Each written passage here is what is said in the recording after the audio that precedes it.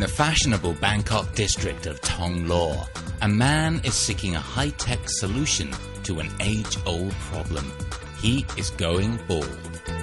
ผมเนี่ยค่อนข้างมีร่วงเยอะก็เลยรู้สึกมันไม่ค่อยมั่นใจในตัวเองเลยอยากจะมาทำอะไรสักอย่างเพื่อจะให้ตัวเองดูมั่นใจมากขึ้นเพื่อเสริมสร้างความมั่นใจของตัวเอง These days, visiting the doctor might involve a long-haul flight. Of the 26 million foreign visitors to Thailand in 2013, more than 1 million came primarily for a medical procedure. Thailand's medical facilities and staff are generally considered to be among the best in the world. If you have a procedure here, your friends and family don't need to know, and you can combine it with a vacation.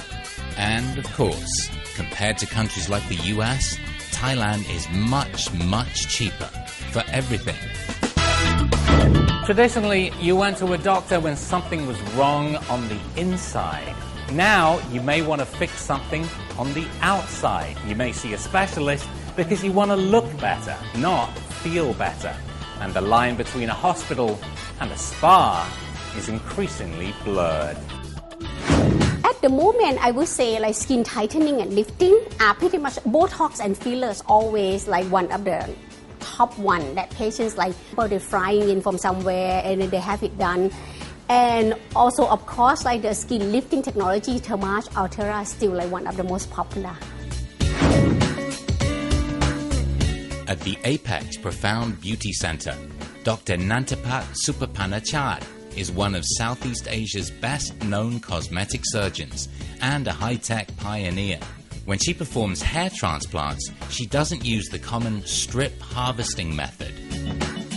The most popular technique we will call strip graft.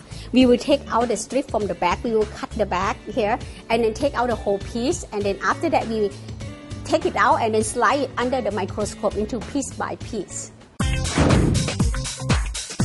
Most of the 1 million hair transplants each year worldwide still use strip grafts, but a newer method works more like a tiny scoop, digging out one graft at a time.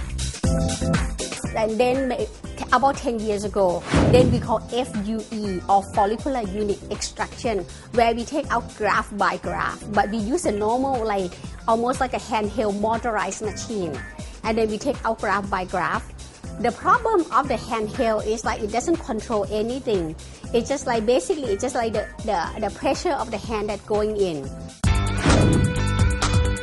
This lack of control causes some grafts to be cut in half or damaged. To help ensure a kinder, gentler extraction, Dr. Super has an assistant who happens to be a robot. Basically, we have two hands. One hand, this is the donor harvesting hand, and this is the implanter hand. The donor harvesting hand works like a high-tech vacuum cleaner with teeth. It drills around a hair follicle and then sucks it into a chamber. It's almost like a punch going in and take out, almost like a small punch that going in and then take out small piece. And then the piece that we take out is only 0.8 millimeter.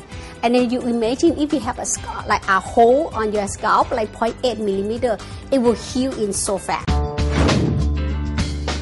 The other hand reverses the process, drilling a tiny hole and then using gas to inject the graft into its new home in the balding area, with the pressure and angle adjusted to fit the scalp. While her new patient recovers, Dr. Super checks up on a client who had the procedure a year ago. Okay, you can see on the back here, he does have a small, tiny.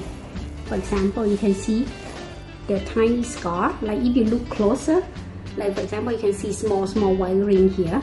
Can see it? Yeah, very small. Yeah, they look very natural.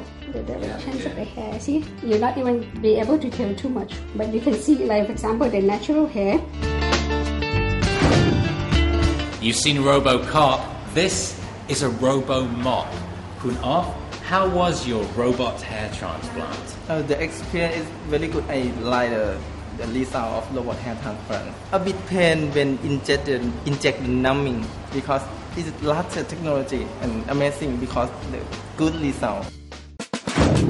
Some sociologists warn that technology is snuffing out individuality, helping turn us into a race of Ken and Barbie dolls.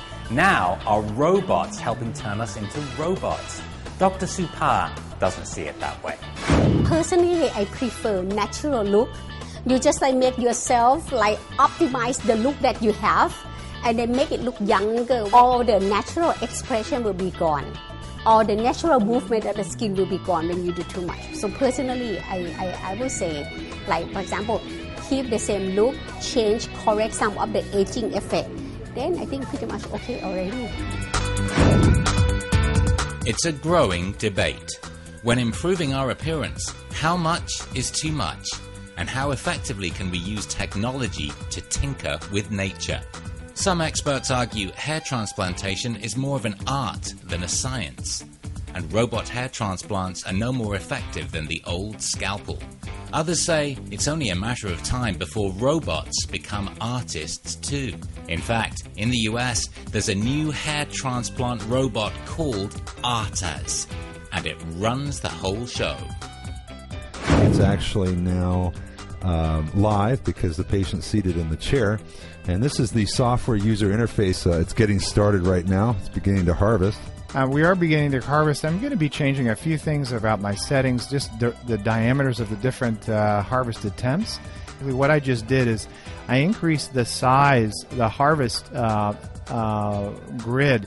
Each time you see a turquoise circle, that circle represents where a previous FUE harvested temp has taken place. The green is the next harvest attempt that's about to be executed, and the purple is the one just in front of it. So you have sort of a real-time assessment of what's going on as well as what's been previously attempted. Now you can modify the width or diameter, of that circle. This is great. Whether you see it as an ingenious way to boost self-confidence and the fragile male ego, or the latest sign that technology is taking over humanity, robot hair transplants are taking root.